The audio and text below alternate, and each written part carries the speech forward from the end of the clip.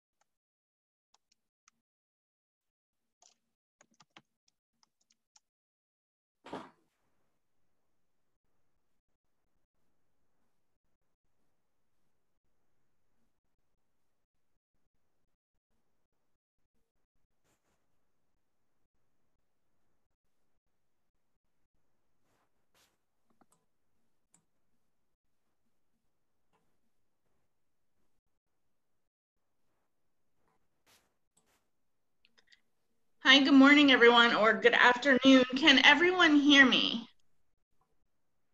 I can, Deborah.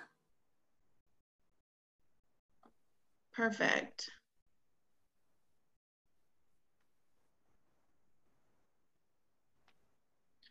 We're gonna get started here in just a second. We're gonna let some people kind of trickle in, and then we'll get started with today's brown bag meeting.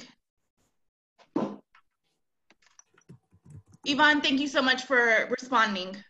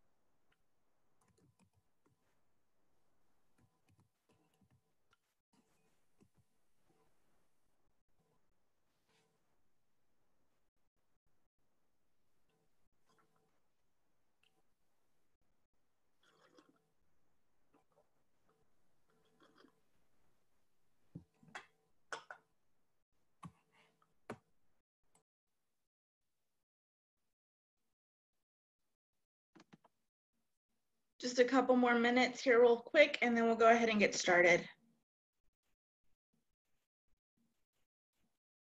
Thank you for your patience, everyone.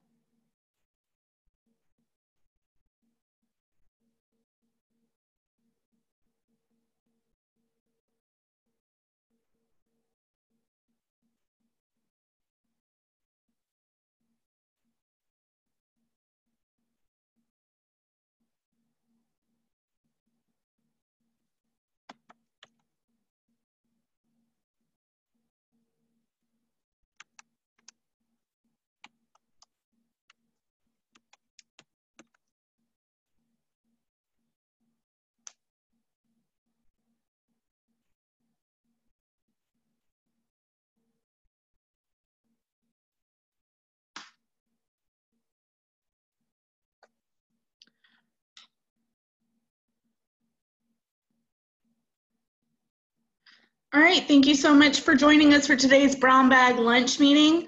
My name is Frances Rodriguez. I am the coordinator, the outreach coordinator here at the Houston-Galveston Area Council. I typically am the one that sets up our speakers and topics for Brown Bag every year moving forward. So if you ever have a topic or a presentation that you are interested in sharing with us, please let me know. We'll be happy to include you or possibly schedule you for the upcoming year, next year in 2021, or we'll keep you in mind in case we have to switch out speakers for whatever reason we have last minute. So today we have Ms. Jamila Owens. She is the Manager of Travel Demand Management here at HGAC. She will be talking about Telework 101, our regional snapshot, benefits, and best practices. Before I turn it over to Jamila, I want to go over a couple of housekeeping items.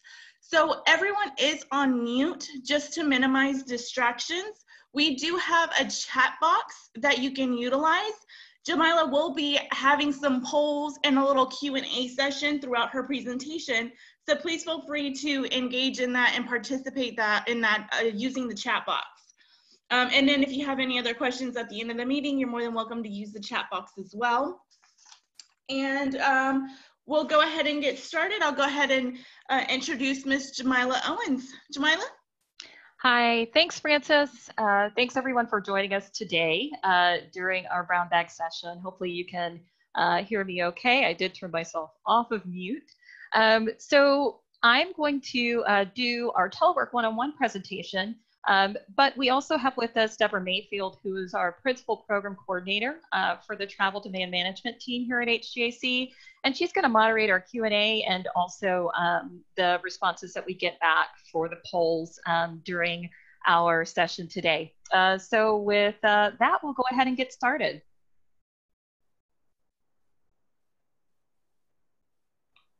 All right, so looking at our agenda, we'll go through a little bit of introduction information, then we'll pop into the regional snapshot, look at some benefits and challenges of telework. There's always some challenges with anything that we do. And then we'll look at some best practices, some places where you can get additional information from Commute Solutions. And then we'll go into some Q&A. So a little bit about me. I always try to start out with a little bit of an introduction. I think it helps people understand what my perspective is. So I am a program manager here at HGAC. My background, I do have an MBA from Mercer University Stetson School of Business. I always need to give a shout out to my school. And there I focused on looking at business from a perspective of the triple bottom line. So the triple bottom line is where you're not only looking at business from the perspective of profits, but also the impact of your business activities on your people and the planet. And you'll see that ties in quite a bit with what we will be talking about today for telework. I've been managing people, projects, or programs for about 20 years now. But 17 of those years, I really focused on managing teams that were geographically dispersed. So we weren't always in the same place, and that'll tie into some of what we talk about today. I've also been a teleworker for much of my career, at least part-time. And so I can identify with a lot of what we're going to talk about. And finally, as the manager for the Travel Demand Management program here at HGAC, one of the programs that we do is called Commute Solutions, and this is the program that focuses on telework. So Commute Solutions has been around for quite some time, and about 25 years now. As of last year, we hit our 25th anniversary. We provide a lot of services for our partners and organizations and local governments around the region, also for commuters. You'll see one of those services at the bottom right-hand side of the screen is telework planning. And so that's why we've been asked to speak to you today, and that's what we're going to focus on. So now we just want to hear a little bit from you before we pop into to the rest of our session today. We'd love to hear what you hope to get out of our workshop today to see if we can try to address some of those things. So if you don't mind using your chat box to pop in a few answers, Deborah's going to let us know what everyone's sharing.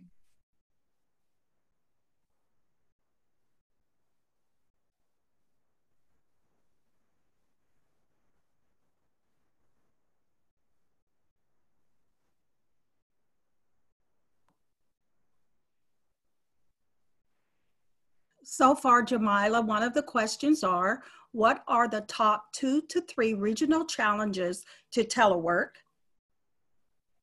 And another is interested in hearing what you have to share. Got it.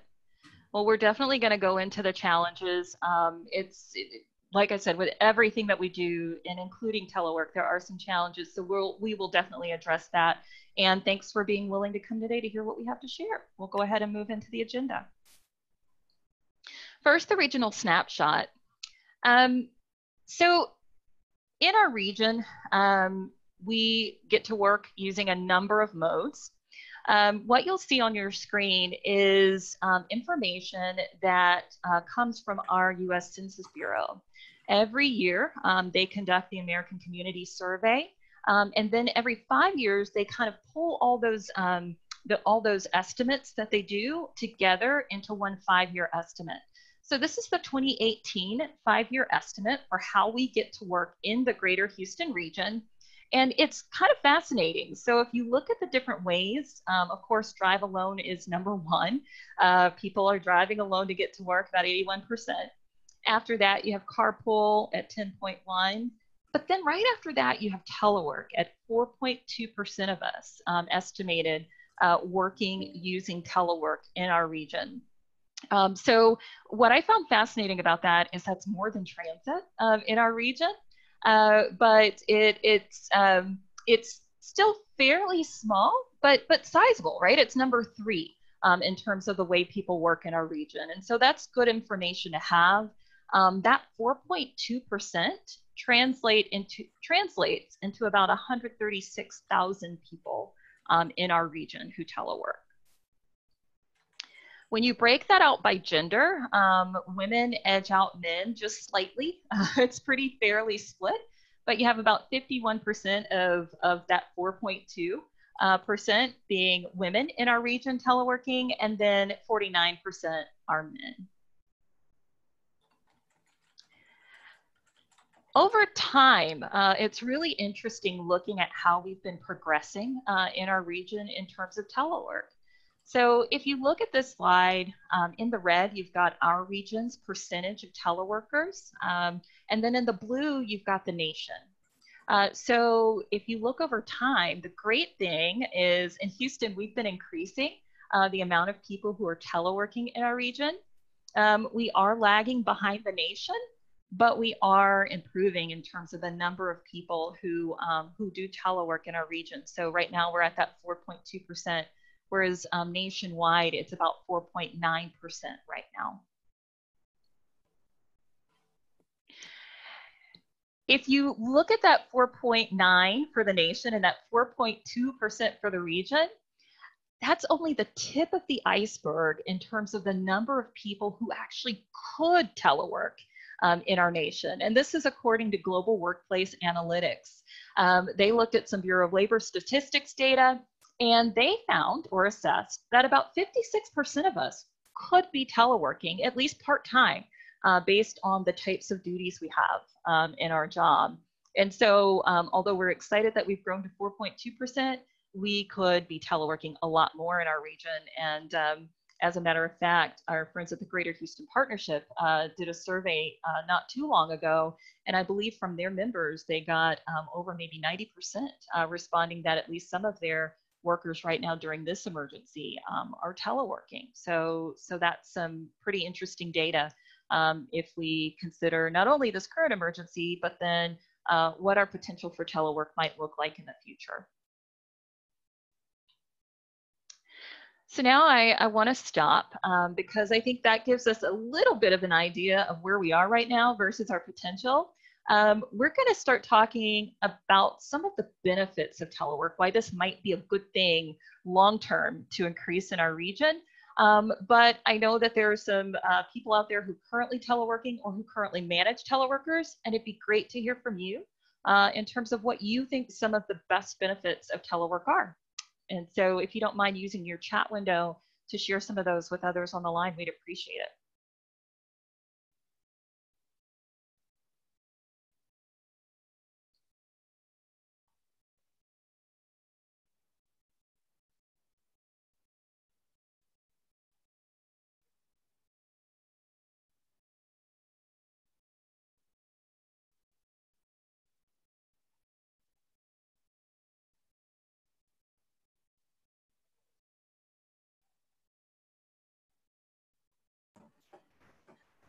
We have a few comments, Jamila. One, it takes less time to commute.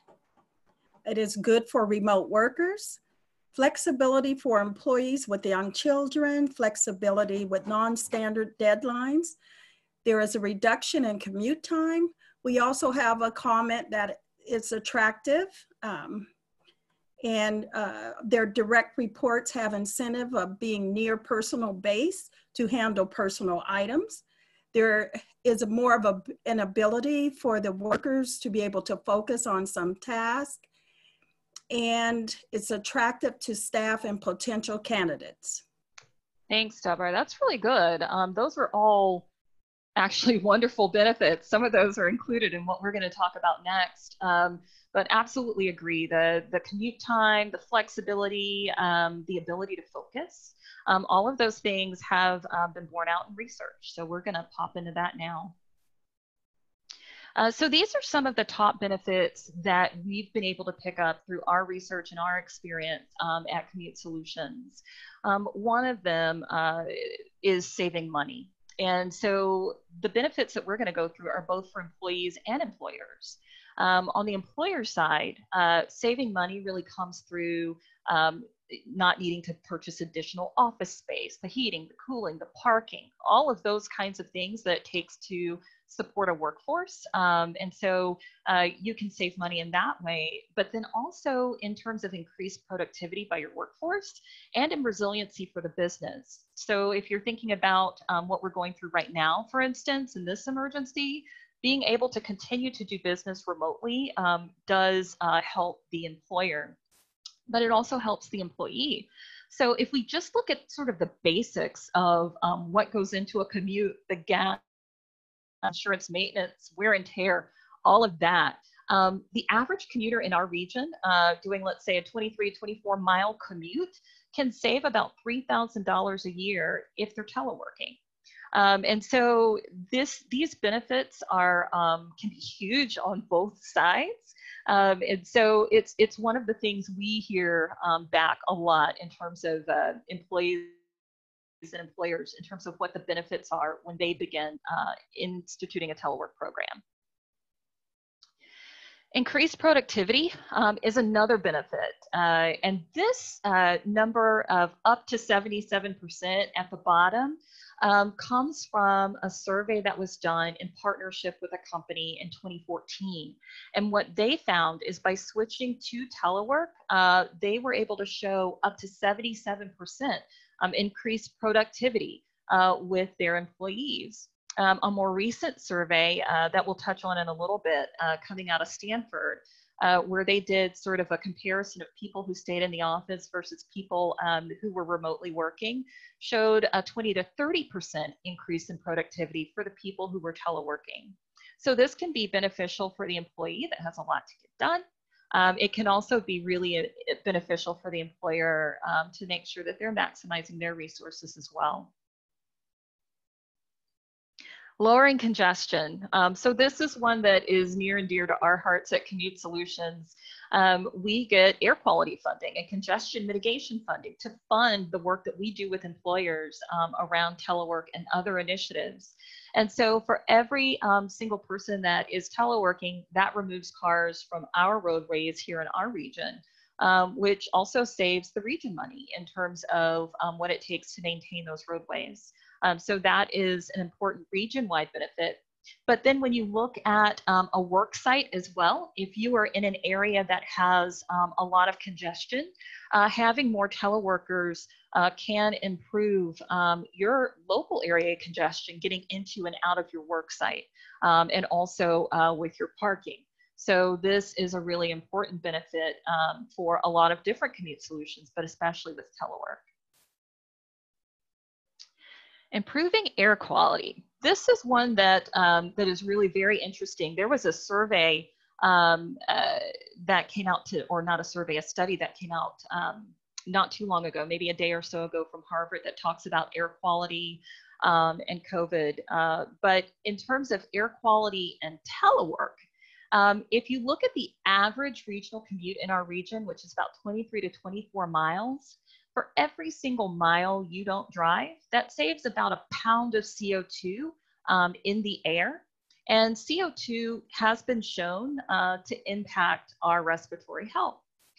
So that average commute saves about 5,280 pounds of CO2 from the atmosphere each year. And that's just for the average commute. So if you think about my commute coming from Kingwood to Greenway, that's about a 60-mile commute round trip. And that really would have huge benefits for air quality if I'm teleworking full time. Increased access to talent and jobs. So on the employer side, if you're located in an area and you're looking to fill roles within your organization, increasing telework within your agency can increase your access to talent that's not nearby.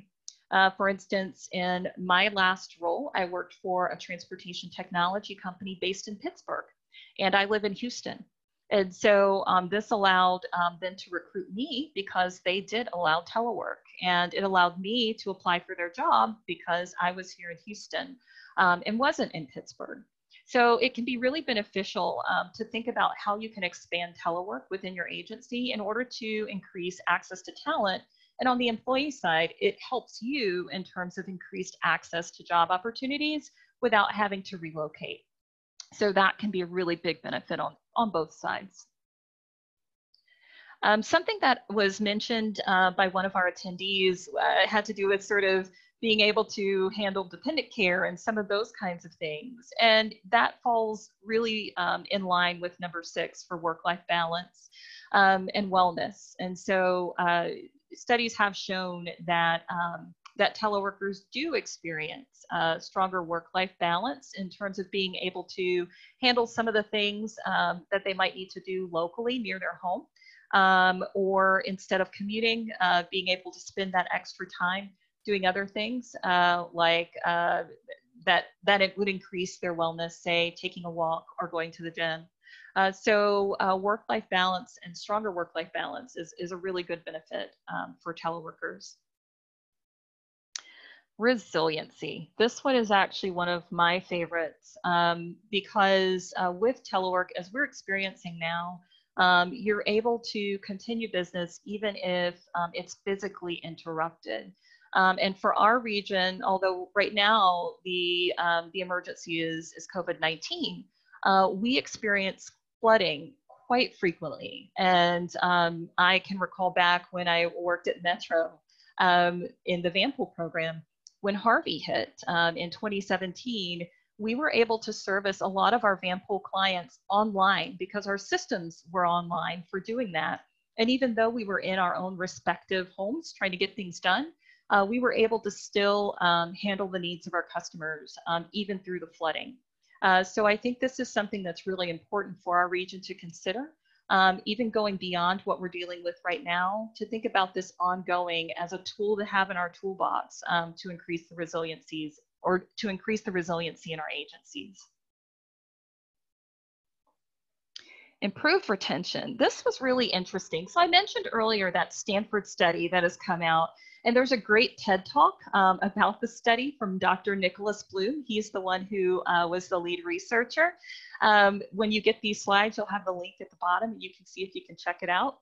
But in that study, what he showed in his research is that there was about a 50% increase in employee retention when telework was offered to employees at the company that he used as his test study. And so when we start thinking about, as an employer, someone mentioned that it's attractive. Yes, it is attractive. But all of those things that we mentioned before, the saving money, the work-life balance, all of those things contribute to employee retention. And it has been shown to bear out in recent research. And so this is something that can be a really important benefit. Finally, flexibility. So everything that we've mentioned before really rolls into this, both for the employee and the employer. Telework can provide flexibility in things like handling parking issues and handling office space, in looking for talent, but then also on the employee side. for saving money, for being able to balance dependent care with work, or even just family needs with work. All of those things fill or feed into flexibility. So that's a really big benefit. Now there are challenges. So for all of the things we mentioned as benefits, there are some challenges with telework, as maybe many of us could be experiencing now. And so it'd be good to hear from you about what some of the challenges are that you might be experiencing right now with telework, so that as we go into these, we might get to address some of them in terms of how to handle those challenges. So if you don't mind using your chat window to pop in some of those challenges, we'd appreciate it. Okay, Jamila, the responses are coming in. It's beginning with scheduling, accountability, getting used to technology,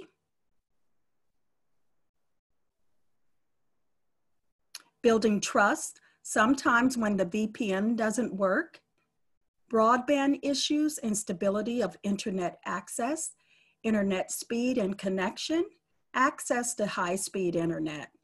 Different people are handling it differently, and some people just aren't liking it. Okay. Also, we have face-to-face is always better, and the list is going on and on. Okay. So there's a lot of challenges out there. Those are good. And a number of them I think we've captured in the slides that are coming up. If there's something that we don't address, we can definitely talk about it in our Q&A at the end. But let's see if we can dive into a few of these challenges. And Deborah, I think in the Q&A box, there might be a couple of people popping their questions in the Q&A box too. So maybe we can get to those in a little bit. Okay, yes. All right. Okay. So let's go ahead and talk about some of the challenges, a number of them that you guys just mentioned. All right. So again, we're looking both from the employer side and the employee side. And one of the challenges that comes up quite a bit in looking at the research is employee burnout. And so someone mentioned some people just don't like it. This may be one of the reasons why, or contributing factors. When you're teleworking, it can feel like you're always on. So, you know, that laptop or that desktop is just a couple of steps away. There's no one turning off the lights in the building to tell you to go home at the end of the day. And so maybe it's easier to go ahead and fill out one more form or submit one more email or finish up that report. And so it can feel like you're always on. And so while short term, it's, you know, great, you can get more done, long term, it can lead to burnout, which is a concern both for the employer who wants to make sure they have a workforce that's feeling their best, but then also for the employee who's experiencing this. The other thing is sort of the instant, constant communication. So some of what we've been hearing back is, you know, while at the office, maybe someone needs to walk down the hall, around the corner. If they can't get you on the phone, they'll have to go look for you. With telework, there's sort of this instant access to people through chat, email, phone, all of these different means. There's sort of this expectation of instant access. And if someone sends you a note through chat, that you're supposed to respond immediately. And so this sort of thing can lead to employee burnout. So we're going to talk a little bit on how to mitigate some of these challenges, but let's go into the second challenge. All right, so productivity. Someone mentioned, you know, how do I know people are working? And this is a big one on the employer side.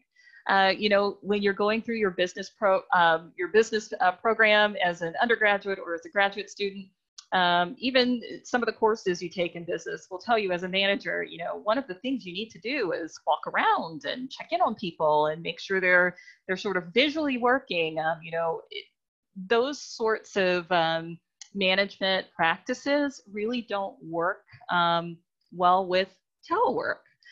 So you'll have that on the employer side. On the employee side, you know, while their employer is sort of wondering if people are really working, on the employee side, people are worrying.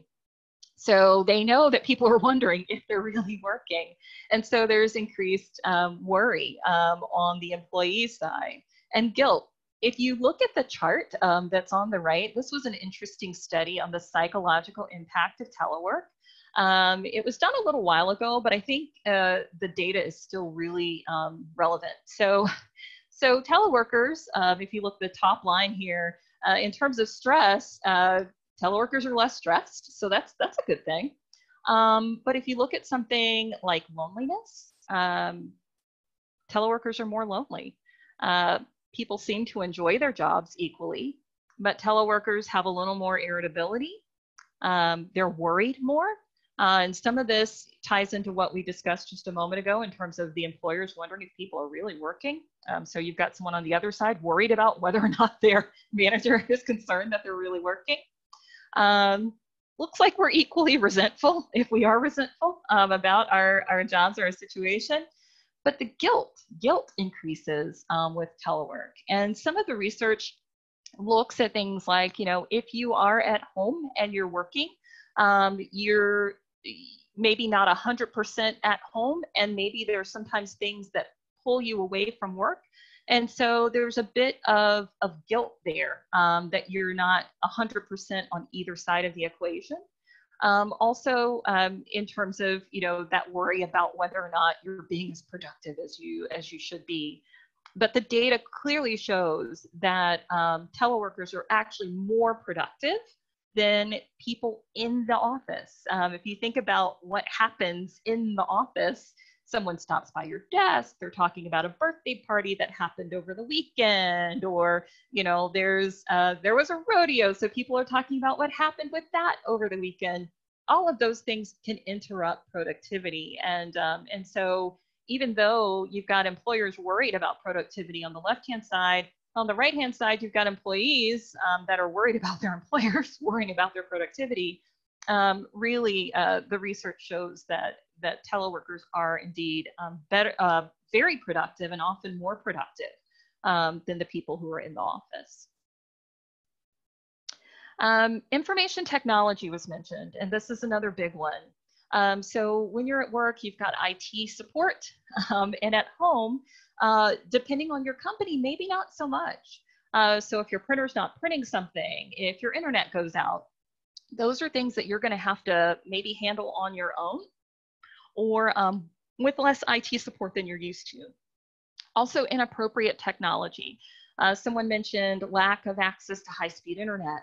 And those sorts of things. And so if there's a technology mismatch between what you need in order to telework successfully and what you actually have where you're teleworking, that can be a pretty big challenge.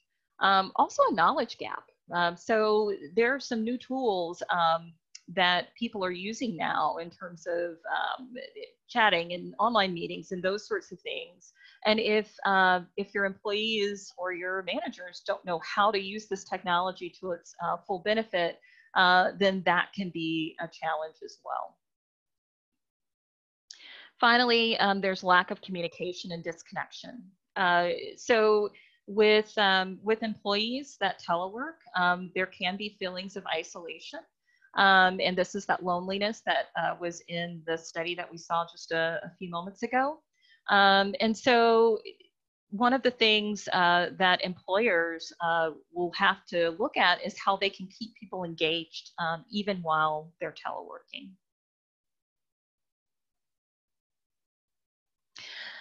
So we're going to pop into some ways to really address these challenges, sort of mitigate the challenges and maybe make the most of the benefits of telework, and see if we can solve some of these issues. We'll start with some best practices for employers, and then pop into some best practices for employees, and then we'll have some time for Q&A and conversation. All right, so the first part. Number one, set a goal and then design your program. This tip is for employers. So you'll see a lot of different reasons why people conduct or offer a telework program here in the center. For instance, you know, here at HGAC, maybe recruitment was one of our reasons for why we're offering telework. But now in the current emergency, that's shifted. And health and safety is really why we're all teleworking right now. And so we've had to adjust our program and policies to match our new goal. And so this is something that really employers should consider in terms of looking at their policies right now to make sure it's matching what their goal is right now for their program. And then you might have to adjust it again as your goals change. This can be important. When you're developing a policy, there are a few things that you need to consider. One is who can participate in telework, what the work week's going to be for telework. Someone else mentioned scheduling. What are going to be the core hours for your office? And I want to talk a little bit about core hours. What we've seen sometimes is that people will make their core hours of operation the same as the number of hours that they're open for the day. And really, your core hours should not match up exactly with your hours of operation. Core hours are meant to be hours where people are available to collaborate and work with one another, and so that's what you want to have those core hours set for. But then you want to allow some time outside of those core hours for independent work and focus. So, you know, if your workday is 8 to 5, maybe your core hours could be something like, you know, 10 to 4 or something like that, to allow a few hours for focus time outside of that. That's the most up-to-date recommendations around setting your core hours. You'll also need to look at equipment considerations. You know, are they going to use your equipment? Are they going to use home equipment? What kinds of equipment? If they are going to use home equipment, are there standards that need to be met around that? Any sort of liability issues or cybersecurity issues, all of those things would need to be addressed in your telework policy. When you're determining who's eligible for telework, in the past, sometimes people would say, you know, only certain industries are good for telework, or only certain roles are good for telework. And now the thinking has shifted. So really in each role or in each industry, you can look at all of the tasks that are part of a person's role and identify the ones that work well for telework. So anything that's sort of reading, writing, researching, analysis, even now with technology, email communication, phone communication, all of that can be done remotely. And so those would be tasks that make it easier for telework. And so when you're looking at whether or not someone's eligible, you want to look at their tasks to see what things might fit within telework and what things might not. Building relationships. This is another best practice. Someone mentioned trust earlier, and that's true. Some of the research around building and managing virtual teams really talks a lot about trust between managers and employees. Traditionally, that trust has been built up through face-to-face interaction. And so managers will have to find different ways to build and maintain trust virtually. So whether that's virtual one-on-ones or other sorts of virtual engagement, or you know, staying in touch more frequently. There are some people who are now having sort of daily check-ins with their teams and that sort of thing. Those are all good ideas for staying connected to your employees and engaging your teleworkers. I worked for a company once where even on birthdays, because their workers were spread around the world, they might send you a box of candy that would arrive on your birthday, just to make sure that you knew that they were thinking about you. And so there are different ways for employers to sort of keep their teleworkers engaged and in the loop and feeling part of the team. Providing training. So this is both for the employees and the managers.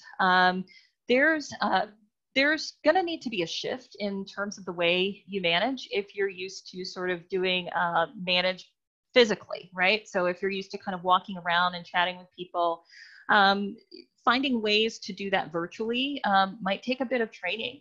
Finding ways to engage people online might take a bit of training. even looking at systems that can help you with that. Might take a little bit of training.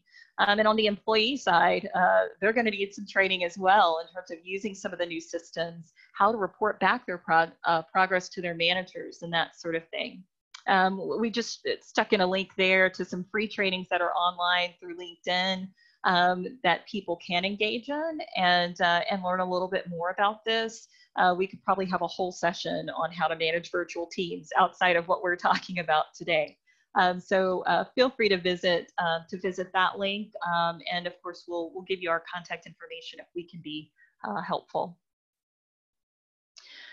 Assigning mentors to new teleworkers is another good practice. So sometimes those feelings of loneliness or the barriers that that someone might hit, those brick walls, someone who's been teleworking for a while can help people navigate that and figure out ways to make telework work better for them.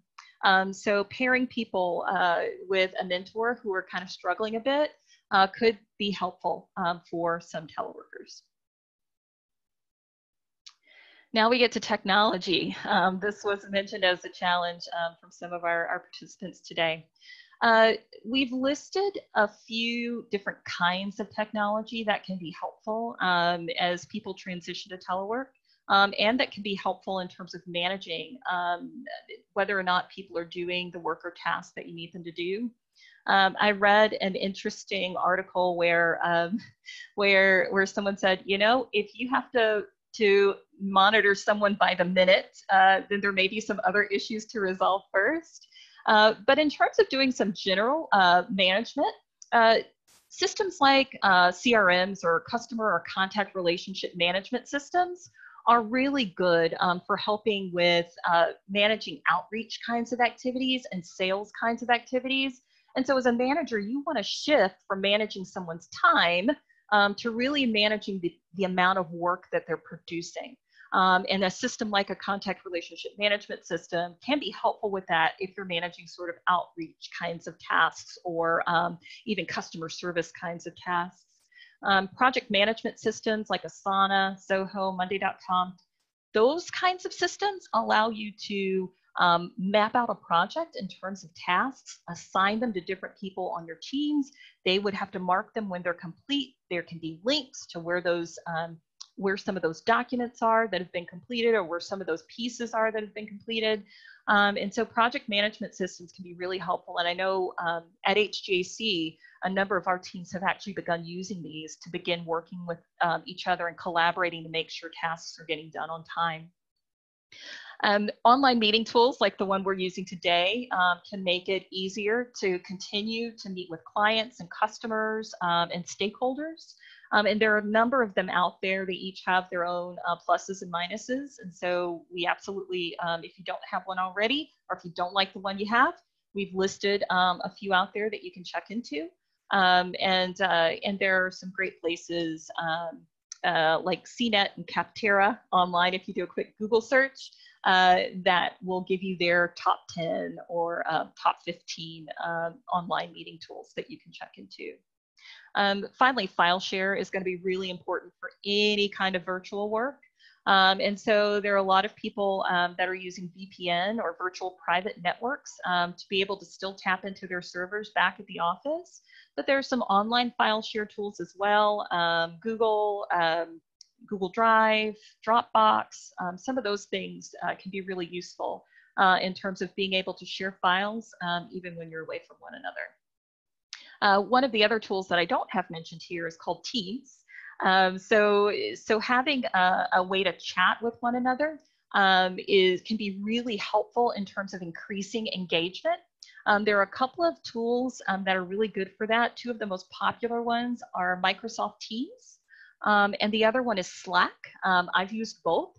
And these chat tools make it feel like you're right in the office with one another.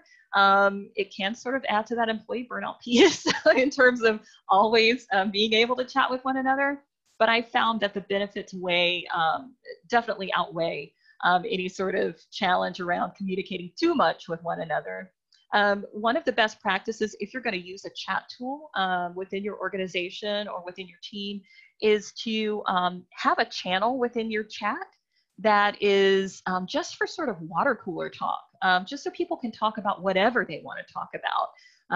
You know, and so people will still get that sort of engagement with the other members of their team, and can do that outside of the main chat channels where you discuss business.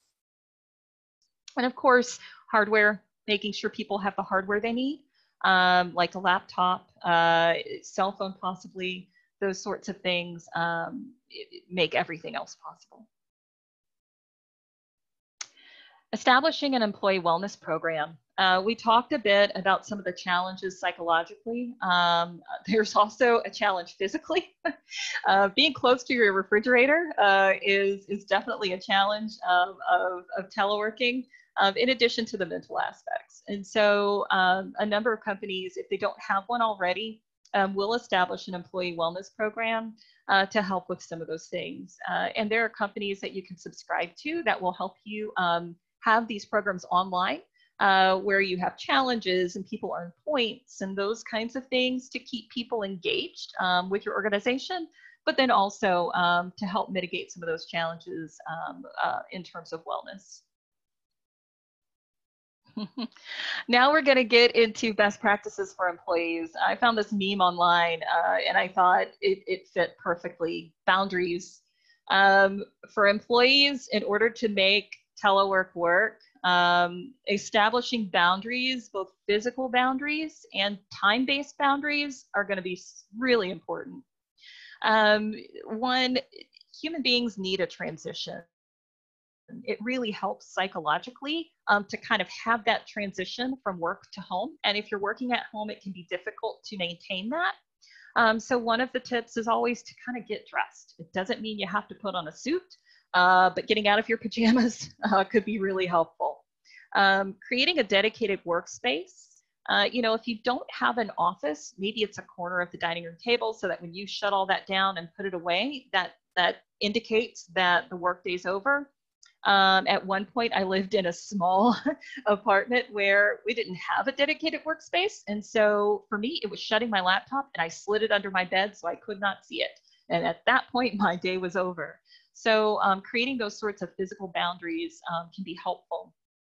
One of the other tips that came out of some of our research is if you're used to commuting to work, and that's a helpful transition, maybe going for a walk and having that be your quote unquote commute would be a good way to start your morning. And then when you come back, you know that you are ready for work. The other tip here is having a plan. Establishing a routine really helps with telework. So have your routine for the day, have a plan for the tasks that you want to get done for the day. And that can really help make telework more successful as an employee. Communicating your progress with management is very important. There are tools out there to do that. Some of those are those project management tools that we mentioned before, like Zoho and Asana. But you can even do that through an email at the end of the day or at the end of the week. There are telework planning forms where you can kind of let your manager know what your plan is for the day. And then at the end of the day, report back on how much of that you were able to get done. So there are ways to do this that then increase the connection between yourself and the management team, and also help them know that you are accomplishing a lot while you're teleworking. The last tip there, I think, is one that not a lot of us think about, and that's blocking out quiet time on your calendar. So if you feel that you're often getting pinged through chat and email to sort of instantly solve problems, if you are able to block out an hour or two within the day where it's called focus time, or you can shoot a note to your team saying, hey guys, I'm going to work on this report that's due tomorrow, so I'm going to have some quiet time between 11 and 12 to get that done. Then that way people know what you're doing, and it also allows you to sort of disconnect for a minute to focus in on some of those other activities. For employees, especially right now, typically when you're teleworking, your kids aren't at home. And so you don't really have to worry about that sort of balance. But right now, a lot of us are doing that. And so some of the tips are to block out breaks on your calendar so that your team will know that you're not available maybe for that 15 minutes or that 30 minutes. And then to still allow yourself the full work day, maybe you just start earlier or extend a little later to make room for those breaks. Alternatively, you could start earlier or start later just to accommodate for childcare. So for instance, I'm starting a little bit earlier now so that I can get a good chunk of work done before my kids are up for the day. And so these kinds of accommodations really help to make sure that telework is productive for the company and also for the employees. Giving the kids a schedule too, as much as you can, depending on their age, can be helpful. A lot of times you'll have someone at home, a partner who can share in the childcare, but another option that I know some people, I know I didn't think about it, is virtual help. So if you've got a relative that's out there who can have a chat with your child over the phone or by a Zoom call or their own little web meeting with grandpa or grandma, that might help you be able to get some work done during a time when you need focus if someone's available. Finally, just a quick note about COVID. So the telework that we're doing right now is not exactly normal telework, right? Typically the kids aren't home, they're at school. Everyone's under a little bit more stress. We have a little, extra responsibilities. And so it's going to be really important for managers and employees to be understanding and flexible. For some companies, they're teleworking for the first time right now, so there are going to be some hiccups. So do understand that there's going to be a transition period and that it will require some understanding on both ends. For commute solutions, a lot of the tips that we've talked about today, we do have online in our resources section.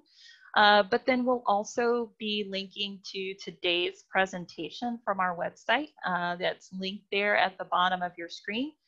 So we will love for you guys to visit us online and to stay in communication with us if there's any way that we can be helpful, either in helping your organization with telework or in helping you as a commuter with telework.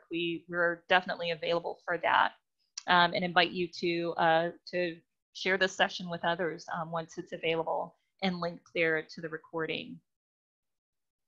So now I'm going to stop. I appreciate you guys listening to me for about 40 minutes now. And so I'm going to stop so that we can have time for question and answers. Deborah and I will do our best to answer any questions that you might have about telework. Deborah, do you see anything coming up? Yes, I have one. Can you hear me fine, Jamila? I can. One of the questions is, what insights do you have on the broadband infrastructure in the Houston region and how this is impacting around Houston? And are there any solutions being pursued? That's a good question. So I've only seen some anecdotal things about the stress to the network. But I have not seen any sorts of solutions being proposed coming my way. But that's something that we could definitely follow up on to see if we can get some additional information about. But I think I know that I've been seeing some anecdotal things in news reports about stress to our current network. I have a comment for you, Jamila. Mm-hmm. I would like to hear what other successful methods of engaging your employees to keep the feel of teamwork. Got it. So that's actually good. Some of the things that have come up in the research that we've looked at, one of the participants mentioned face-to-face is better. As much as you can, use video in some of the team meetings and that sort of thing. That can be really helpful to give some of that face-to-face contact. But another piece of that is came up in a different piece of information. And that's for some companies, when they get to their team meetings, they're starting out now just by having some basic conversation about how's everything going? How are you feeling? How are you doing?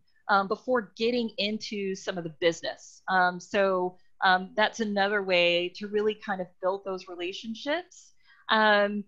Periodically, making sure as a manager, one of the things that's come up with our own company here at HGAC is making sure that we're touching base with each member of our teams every day. So whether it's a phone call to kind of check in, or a ping in a chat window, hey, good morning, how's it going? Those kinds of things can be good. And then having avenues of communication, like a channel within your chat, just for funny things that, happened this weekend or yesterday, or a fun article or a meme. You'll have to have some guidelines around maybe what's appropriate or not appropriate. But having those sorts of tools can really help with engagement in the meantime, while we're all sort of working this out. Jamila, I have 2 more questions. Mm-hmm. Current trends in the Houston-Galveston region, as well as the expected shift to telework in the next few years. What is your take on that? So one of the things we did talk about at the beginning was that telework is growing in our region.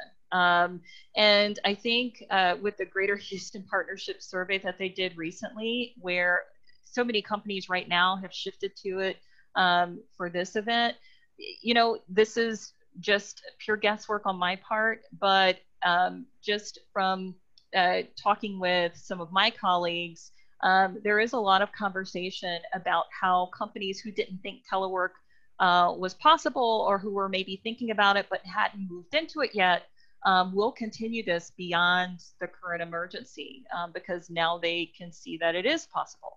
And now they've had to take the time to set up some of the infrastructure necessary to get it done. So I think we'll have to kind of see how this goes over the next few months, and continue to do surveys of our own partners, and checking in with folks like the Greater Houston Partnership as they do surveys, to find out where this might move in our region. Do we have time for a couple more questions? I think so. Okay. Is it inappropriate to request employees to record time in online calendar, especially when there are questions on productivity? So is it inappropriate? No. I mean, you could, even within a planning form, you can ask, and in our sample planning form on our website, we ask for start and end time for the day, when your lunch break was during the day, those kinds of things. I think that's certainly reasonable. Going beyond that, maybe to say, you appeared offline for 2 minutes from, from 3:58 to 4 o'clock. Where were you? Is probably going a bit too far. But within the framework of, okay, what was your start time? What was your end time? Those are some questions that frequently come up in telework planning forms and documents that employers across the country use. So absolutely, you can include that. Jamila, when surveying on telework, are you doing 1 or more days a week, or is it full-time 40 hours a week? Oh, that's a good question. So I'm not really sure. I would have to go back and see what the partnerships survey was. But when we are doing the survey for telework, it's 1 or more. So it doesn't have to be telework full-time. Part-time telework counts as well. 2 more questions, Jamila. Are there virtual timesheet programs? Yes, there are. And so we submit our time through something that we call Microy. But there are a lot of other ones out there. I'm trying to remember the one that I used before to submit my time at another employer. But the answer to that is yes. There are virtual programs out there for timesheets, and even for call centers. If you've got people answering calls remotely, there are systems that once they log into the system to answer calls, it records the start time. So yes, there are online timesheet systems. And then this question says, how to use teleworking in a city setting? Okay, I'm not really sure if I understand that question 100%. But I think one of the benefits of telework is it works regardless of where your setting is. So it's location independent. So I think regardless of where you're located, it probably depends more on a teleworker's aptitude towards teleworking, the training that they've been provided, as well as on the other side with the employers and managers, to make sure that it works. I hope that gets to your question. If not, feel free to contact us, and we can answer that further a bit later. I know that right now we're at about 12:58, and we're supposed to end at 1 o'clock. Maybe we have time for one last question, Deborah, if there is one. I think I do have a comment that PeopleSoft has a timesheet for virtual. Perfect. That's perfect. All right. Well, thank you, everyone. I'm going to turn it back over to you, Frances. Jamila, thank you so much for such an informative presentation. So just to let everyone know, the presentations will be found online so that you can access them. It'll be on the Commute Solutions website, and then we will also place it on the Brown Bag website that can be found through the main HGAC website. I have a couple of announcements real quick before I let you guys go. Our next Brown Bag meeting will be on June 15th. We will have that presentation by Transtar. The Public Information Officer, Josh Schuyler, will be presenting. And we also have a webinar tomorrow from our solutions team. They're going to be going over some COVID-19 do's and don'ts. That webinar starts at 10 a.m. and will end at 1 p.m. If you have any questions, please feel free to contact us. We thank you so much for joining us today, and we hope that you guys have a great week.